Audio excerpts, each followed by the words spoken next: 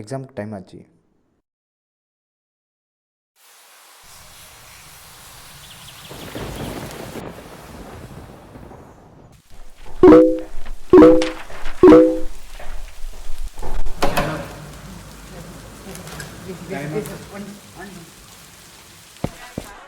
நான் சூர்யா எக்ஸாம் எப்படி பண்ணேன்? ஏன் ப்ரிப்பரேஷனா?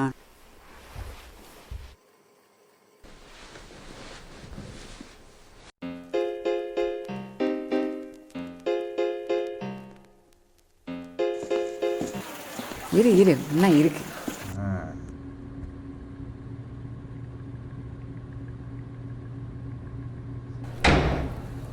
டைம் ஆச்சு, சாப்பிட்டு வந்து படிக்கணும். உள்ளவா?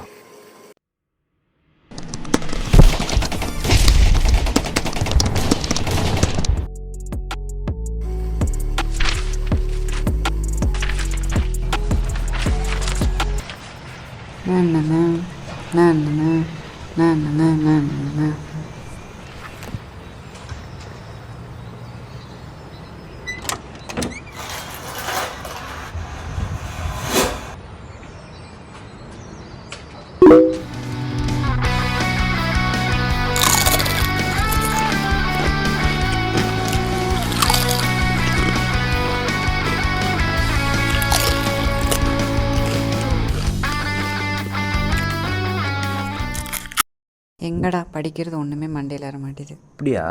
சரி, நான் ஒரு புக்கு தரேன், அதை படி, சரியாயிடும். புக்கு படித்தா சரியாக போயிடுமா? படி, உனக்கு சரியாகலன்னா வேணால் திருப்பி கொடுத்துரு. எக்ஸாம் எப்படி பண்ண? ஒரே டிஸ்ட்ராக்ஷன்டா, ஒன்றாவே எழுதலை. ஓ ஆமாம், கையில் என்ன புக்கு? இதுவா? இது படித்தா டிஸ்ட்ராக்ஷன் போகுன்னாங்க.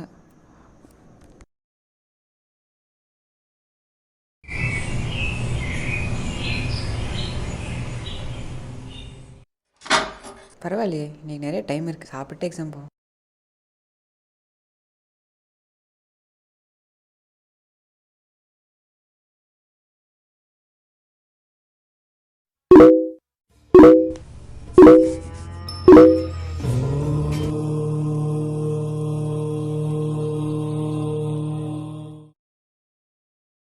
ஓ, இதில் ஃபுட் டயட் பற்றி எல்லாம் போட்டிருக்கா? சரி, நாளையிலேருந்து ட்ரை பண்ணி பார்க்கலாம்.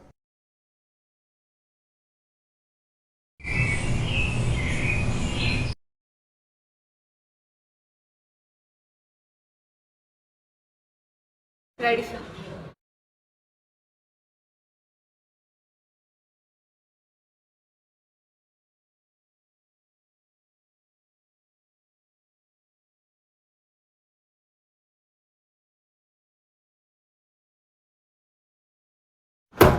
புரியல, பண்ணாலும் நடக்காது, அப்புறம் எதுக்கு பண்ணணும்?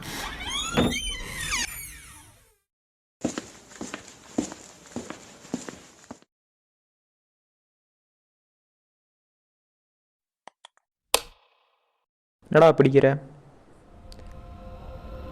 டேய், கேட்குறேன்ல, என்னடா படிக்கிற? டேய்,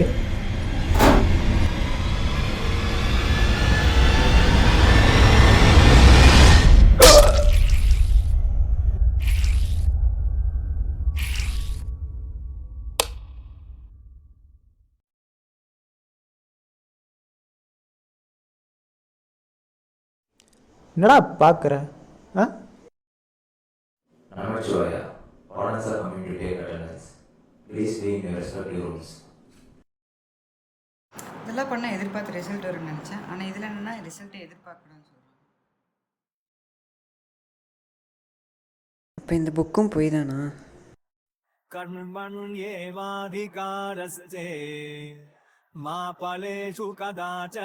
சூர்யா, யாரு? ஒரு காரியம் செய்வதற்கு முன் அதனுடைய மகத்துவத்தை தெரிந்து கொள்வது மிக முக்கியம். அந்த புத்தகத்தை வெறும் கருவியாக மட்டும்தானே நீ கண்டாய். அதனுடைய உண்மையான அர்த்தத்தை நீ உணரவில்லை. நீங்கள் சொல்கிறது எனக்கு புரியல. உன் செவிகளில் விழும் வார்த்தைகள் உனக்கொன்றும் புதிதல்ல. என்றாவது இந்த வார்த்தைகளின் அர்த்தத்தை உணர முயன்றிருக்கிறாயா?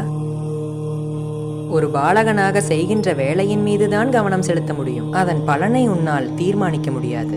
ஏன், உலகில் யாராலும் அதை செய்ய முடியாது. அதனால் பலனில் கவனத்தை செலுத்தாமல் உன் கடமையை ஒன்றுடன் ஒன்றாக ஆக்கிக்கொள்.